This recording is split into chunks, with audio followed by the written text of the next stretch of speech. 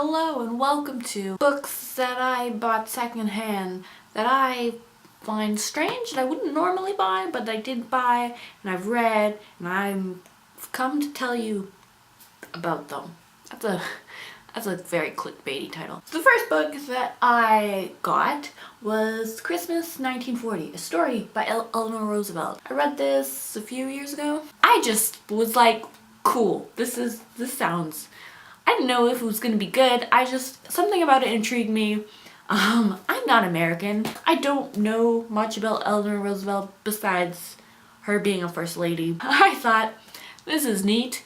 Be something to read around Christmas time.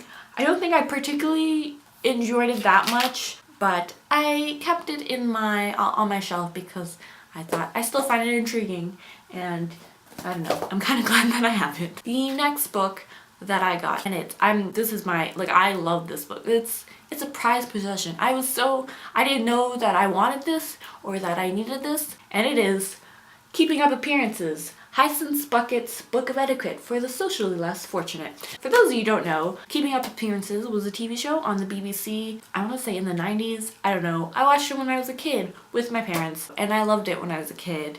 And it's about Hyacinth Bouquet, not Bucket. She is a very proper lady and likes things done away and pretends that she's a lot richer and like maybe higher up in society than she maybe is, and it's fun. It borrows everything from it borrows from the TV show, but it was a nice little refresher flashback to when I used to watch the TV show, so I love this. Next book, I got this because it just intrigued me, and I'm so happy I did. I'm so happy I saw this. And it is The Great McGonagall, Poetical Pearls from the pen of William McGonagall, poet and tragedian. When my eyes glanced at this book and I read The Great McGonagall, I obviously thought of Minerva McGonagall, because who else are you gonna think about? Not this man. I've never heard of this man. If Mrs. McGonagall were to write a book, especially a book of poetry, it would not be this. A lot smarter than what this is, but this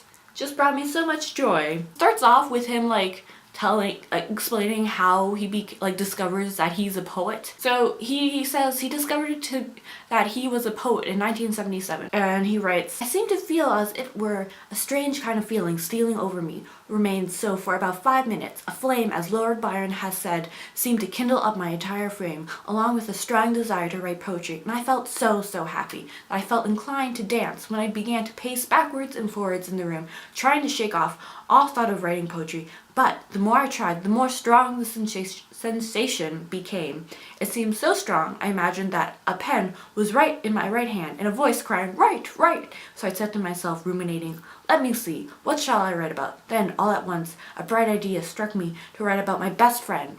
And it goes on and on. He also has very strange punctuation tendencies. He just puts periods where they don't really make sense, and he also puts capitalizations of letters just wherever. You know, it's not at the beginning of the sentence, but he'll capitalize that first letter. And after I read that, I was like, well, yes, I'm hooked. Also, he writes a poem about women's suffrage, which I was not expecting, and he was telling that women should have the right to vote, which I was like, oh, from what I've read earlier in the book, I was not expecting this. But in that poem where he writes about women's suffrage, he does write, "When women will have a parliamentary vote, and many of them, I hope, will wear a better petticoat." So I really think he's just like, hey women, your petticoats are lacking. If we give you the vote, will you up your game on your petticoats? This is just so ridiculous. This is just a very strange little book. I'm so glad I picked it up. So yes, those are some strange books. Is strange too strong a word to use? Maybe not, that I've picked up through the years because for one reason or another I found intriguing. So let me know of any strange books you have, and bye guys!